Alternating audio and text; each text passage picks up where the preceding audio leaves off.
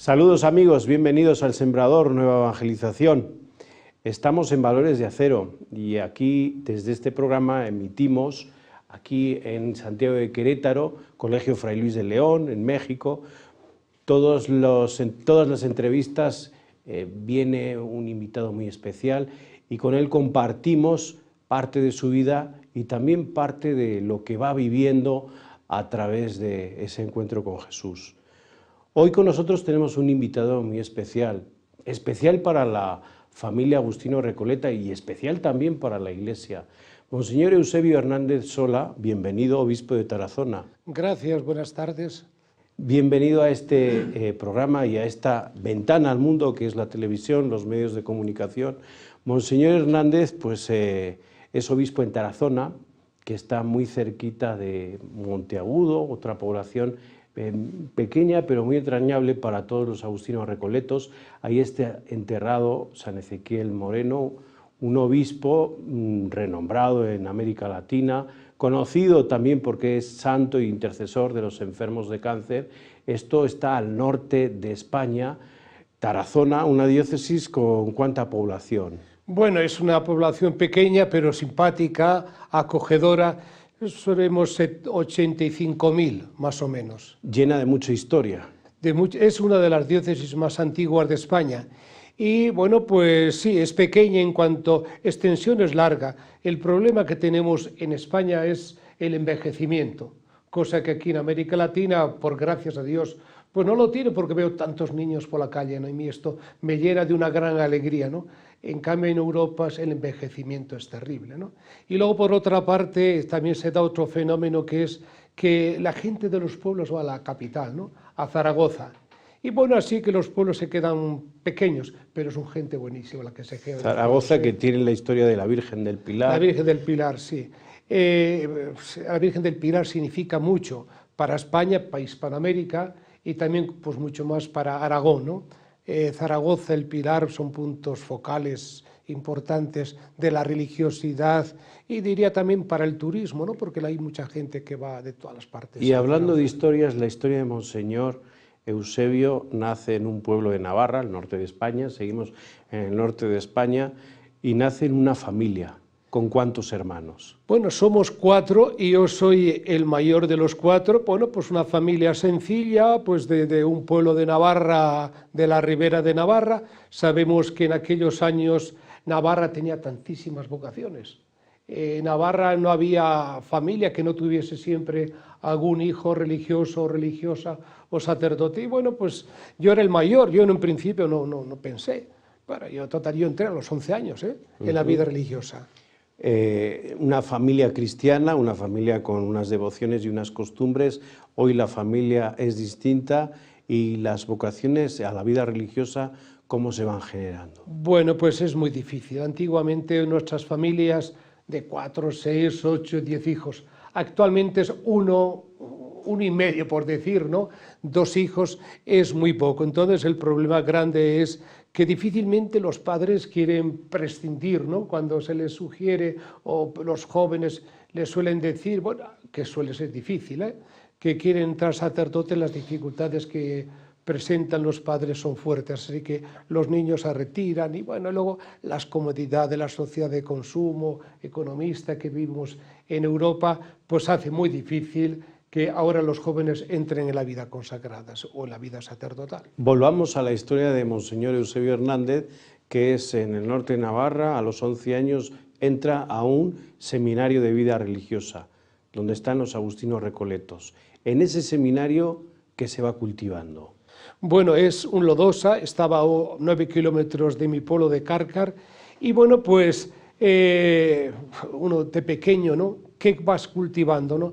Hombre, a mí hay un hecho que para mí fue fundamental en mi vida religiosa. No sé si merece la pena que lo diga, cuál fue la causa, diríamos, como la fuerza motriz que me invitó a entrar en el monasterio, en la vida religiosa. Si quiere decimos el nombre de Fray Jesús Pardo Ojeda. Exacto, sí. Yo entré el año 1955 y en ese año ocurrió un evento sumamente, diríamos, importante, hermoso, bello, en Purús, en Brasil.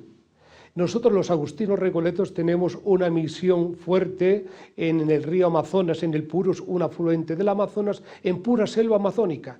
Y bien, pues este sacerdote joven, tendría 32, 33 años, estaba pues con un grupo grande de muchachos y estaban junto al río. Y ocurrió pues que eran aficionados al fútbol, ¿no? En Brasil es común esto, ¿no? Cayó el balón al río Purus. Y los niños pues abrieron una barquita pequeñita, cogieron la barquita, se lanzaron a recoger el balón. Eran 4 niños. Pero la fuerza del río, la corriente, volcó esta barquita, esta canoa, ¿no? Y dio la vuelta y comenzaron a ahogarse estos 4 niños.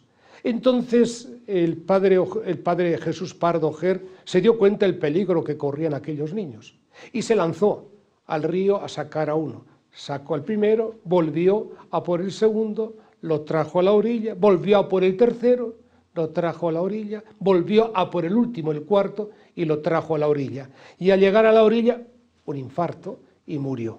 Murió en la orilla, pero trayendo sano y salvo al 4.º niño. Este hecho a mí me llamó la atención, siendo todavía yo también un niño, ¿no? De entonces descubrí que lo que era dar la vida por los demás. Descubrí que merece la pena hacer algo por los demás. Yo era un niño, pero yo creo que aquel hecho, aquel evento tan significativo, yo creo se representó en la plaza del pueblo como una comedia y se representó la vida de este sacerdote, de este religioso, Agustino Recoleto. Para mí fue un golpe fuerte en mi vida. Era niño, ¿no? Pero yo creo que ya descubrí que merece la pena hacer algo por los demás.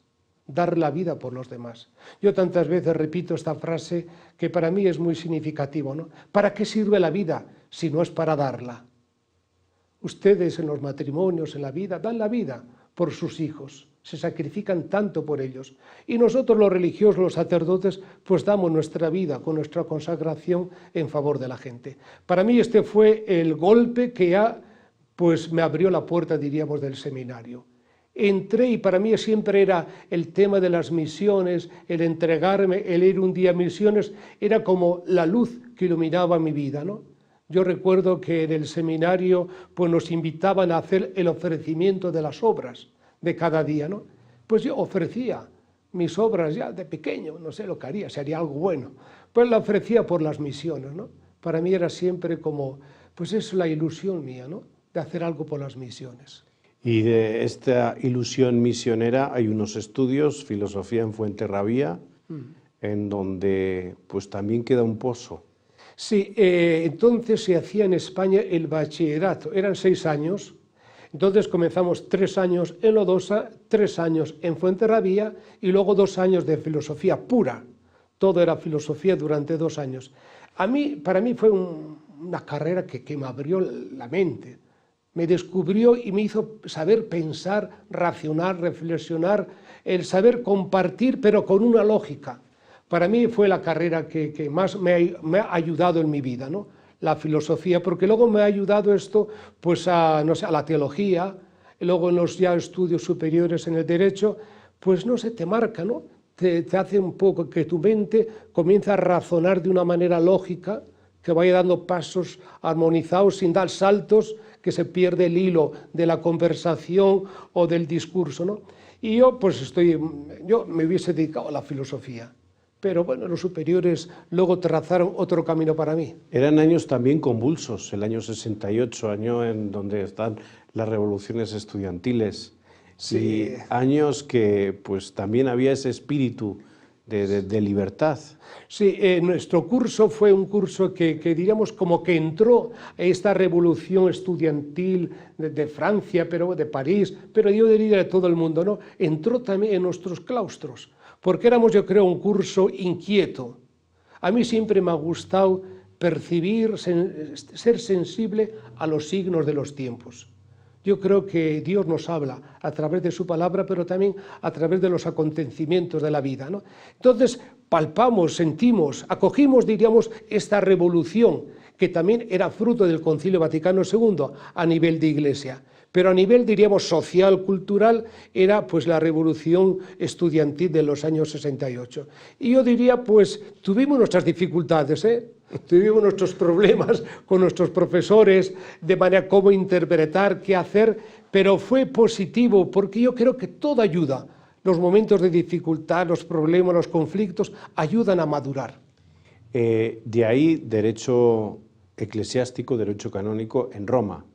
No, en comillas, perdón. En comillas, en Madrid. En Madrid, con los jesuitas. Sí. Luego, influye esto también, la espiritualidad jesuítica y los estudios jesuíticos influyen, pero se añade a esto, es curioso, en la biografía de Monseñor Eusebio, pues los estudios en la Complutense, en una época en donde ya se respiraban dentro de la Complutense cierto aire de libertad en una España que estaba pasando ya los últimos años del general Franco. Sí.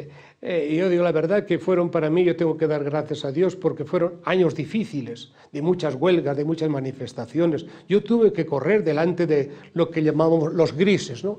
La Guardia Civil o diremos, la policía, ¿no? Que entraba en la universidad. Me tocó todo eso, pero yo creo que fue positivo. Esto me ha ayudado a madurar, ¿no? Yo comencé a hacer derecho canónico con los jesuitas, ¿no? Yo tengo una gran admiración. Yo soy Agustino Recoleto, amo mi instituto con muchísimo cariño y amor, pero admiro también los jesuitas. Entonces comencé trabajando con ellos, estudiando derecho canónico, pero vi al acabar el primer curso como que era poco. Entonces, un poco aconsejado por ellos, también por los superiores de la orden, pues comencé también por la mañana en la Universidad Civil, Derecho, y por la tarde en la Derecho Canónico con los jesuitas. Y bueno, yo tuve también la suerte de estar viviendo en una residencia universitaria. Tenía 160 universitarios, todos laicos, ¿no? Entonces estudiaban diversas carreras y yo era el director espiritual, pero yo diría que era como un compañero más, ¿no?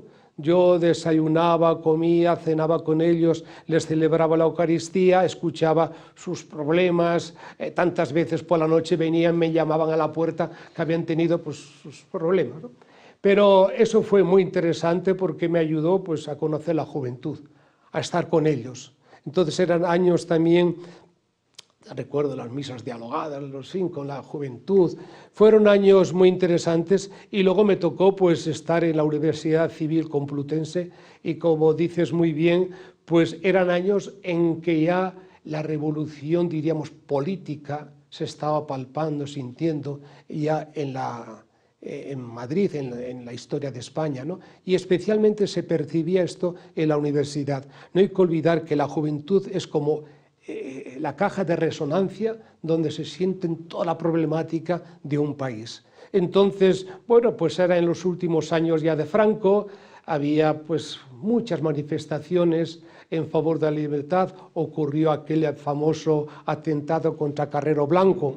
Y, en fin, hubo mucha serie de acontecimientos importantes en la historia de España. Y a mí me tocó estar en esta residencia. Además, teníamos la costumbre siempre de traer pues conferenciantes cada mes y venían, pues escogíamos muchas veces profesores, periodistas, gente que nos ponían un poco al corriente de cómo iba la evolución histórica de España, ¿no?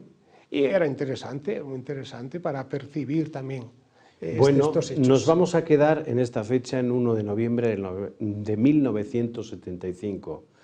Nos quedamos ahí, vamos ahora con el equipo de Resumen AR, que ya tiene preparadas las 5 noticias más importantes de la Iglesia Católica y de la Orden de los Agustinos Recoletos, y enseguida volvemos aquí a Valores de Acero.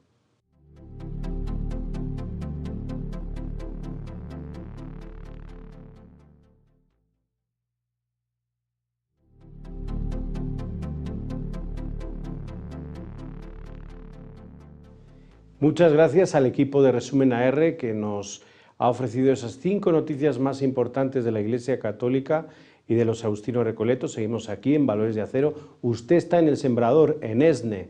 Estamos transmitiendo desde Santiago de Querétaro con Monseñor Eusebio Hernández Sola. Él es obispo de Tarazona, en España, es Agustino Recoleto. Estábamos en una fecha, si se acuerdan, 1 de noviembre de 1975. Es una fecha que pues, recordamos muy bien los Agustinos Recoletos y todos los devotos de San Ezequiel Moreno. en ese momento, en esa fecha, se beatifica a San Ezequiel Moreno. Y días después, Monseñor Eusebio, el día 3 de noviembre de 1975, inicia una nueva etapa en su vida, 35 años. Sí, yo llegué para comenzar a trabajar en el Vaticano el día 1 de noviembre, pero como era fiesta, todos los santos y luego todos los difuntos, el día 2, pero participé ya en la beatificación de San Ezequiel Moreno. Para mí ha sido esto unas fechas muy importantes, porque inicié mi trabajo, diríamos, con su beatificación, luego estuve el día de su canonización en Santo Domingo en el año 1992, con motivo del encuentro de los obispos de América Latina, y bueno, pues comencé a trabajar en la congregación de religiosos.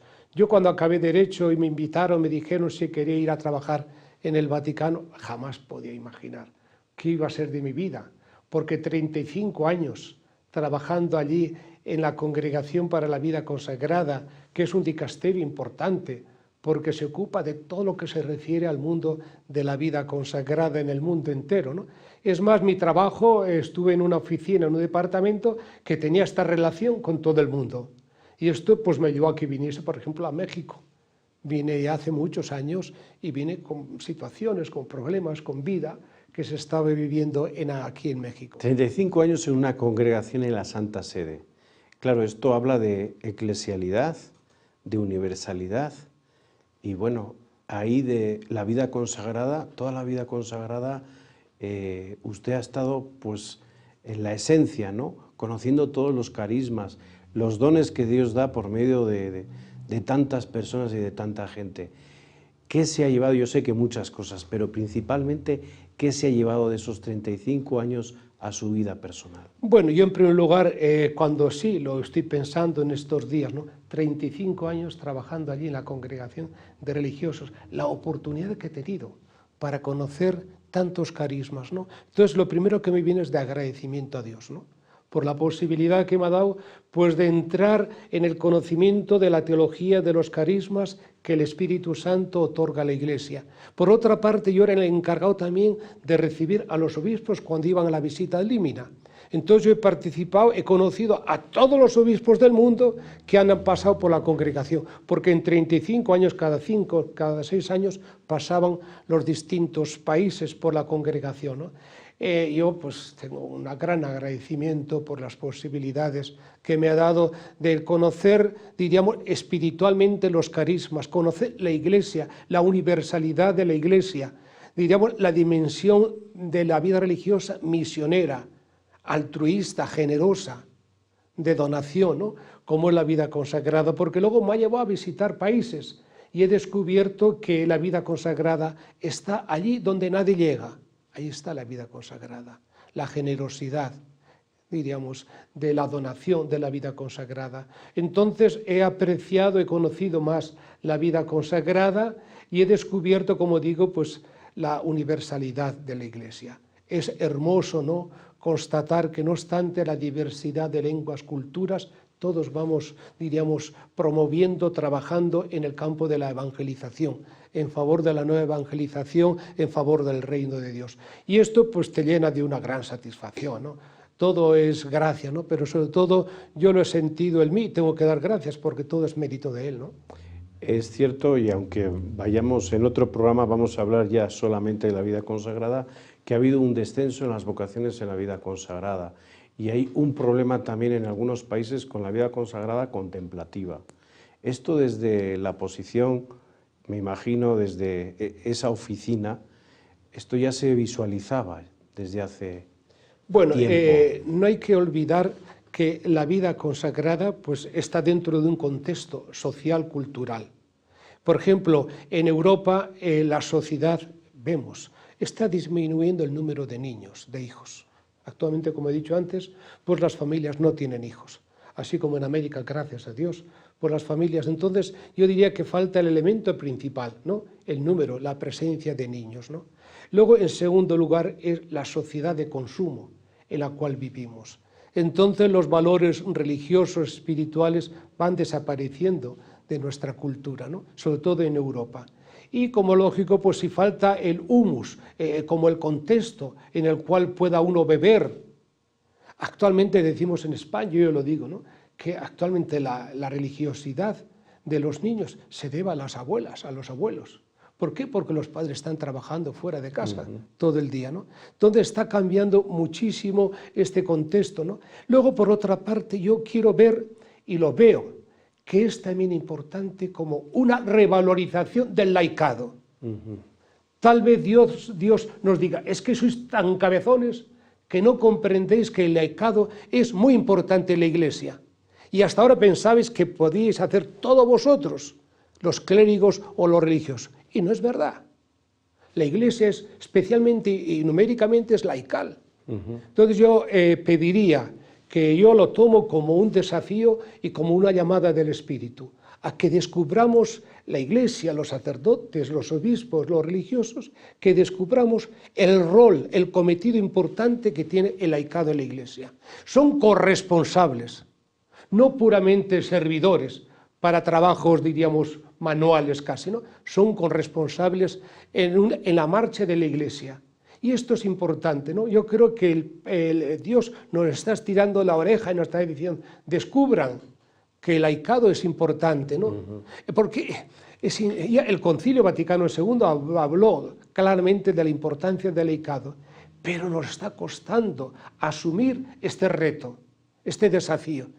La importancia del laicado. Por ello hay que preparar bien al laicado. O sea que todo esto, pues bueno, es un desafío, sí, es una disminución, a lo mejor me he desviado un poco de su pregunta, es una disminución de las vocaciones en Europa, pero en América Latina, pues más o menos, en África se da mucho ahora, en Asia.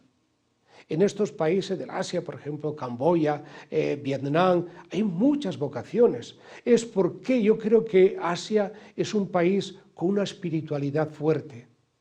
Son espirituales. Son países donde la espiritualidad, la divinidad, el respeto al trascendente está muy presente en su cultura, ¿no? Y esto está provocando que haya tantas vocaciones. Gracias a Dios. Se dice de Rahner, ¿no?, esta frase, ¿el siglo XXI será místico o no será? No será, sí, es cierto. Esta espiritualidad que parece que falta en Europa, pero yo creo que la hay, esta espiritualidad que usted está viviendo en estos días aquí en América, y esto que ha vivido en Asia, cómo la Iglesia Católica a través de estas oficinas puede hacer ese resumen y poner documentos tan ricos, tan variados, y ponerlos a la luz de toda la vida religiosa y también de los obispos y de toda la Iglesia. Sí, yo creo que lo he dicho, ¿no?, pero sí no repito, que para mí Dios sigue hablando a través de su palabra, a través de los sacramentos, pero también de los signos de los tiempos. Entonces yo, estando en Roma, cuando yo intentaba o hacíamos plenarias, encuentros con cardenales, eran de diversas culturas, entre ellos participaba siempre el cardenal Bergoglio, que entonces era arzobispo de Buenos Aires, venía siempre a estos encuentros. Entonces, en estos encuentros se traían, diríamos, las inquietudes, la cultura de cada país, de cada pueblo. Y yo era muy atento para escuchar en estos encuentros qué es lo que la gente del mundo mundial, porque esto es importante, de todos los países, se decía y se comentaba y se vivía. Por otra parte, yo tenía un trabajo que era importante, el de las conferencias de superiores mayores. Como existe aquí en México la SIR, bueno, pues existe en todos los países. Yo cuando llegué a la oficina, a mi trabajo, habría unas 80, 85 conferencias en el mundo. Cuando ahora me he retirado, había 150. Entonces han ido creciendo. Entonces cada país tiene su organismo, diríamos, donde los religiosos se reúnen, comparten sus inquietudes, sus preocupaciones, diríamos lo que son ellos en el contexto cultural de cada país, y luego nos enviaban la relación. Yo cada año pues, recibía un informe de cada una de las conferencias del mundo entero. Esto me ponía en sintonía, un poco, sabiendo un poco las preocupaciones que existían en cada país. Y esto era importante para mí, para sensibilizarme. Luego, por otra parte, a mí me dieron la posibilidad, otra gracia, ¿no?, de visitar tantos países. Yo América Latina me la he recorrido varias veces, ¿no? Bueno, luego pues toda Europa. Me tocó, por ejemplo, toda la caída del muro de Berlín. Yo estuve en Rusia varias veces, ¿no? Antes y después de la caída del muro, ¿no? Entonces vi los cambios. Yo estuve con las religiosas, la primera que se reunían después de la caída del muro de Berlín. Estuve en San Petersburgo cuando la catedral todavía estaba dividida en oficinas del Partido Comunista. O sea, todo esto me ayudó a descubrir pues, la grandiosidad del mundo, la diversidad de culturas. Por eso los documentos tenían que ser dirigidos a todo el mundo, no a una cultura determinada de Europa, porque este es el peligro, que nos centremos demasiado en el Vaticano, en Europa. Yo esto jamás lo he querido. Yo, mi corazón, mi mente estaba abierta al mundo entero. Una oficina de escucha y de diálogo. Exacto. Pero luego llegan los 35 años y Benedicto XVI dice, usted va de obispo a Tarazona.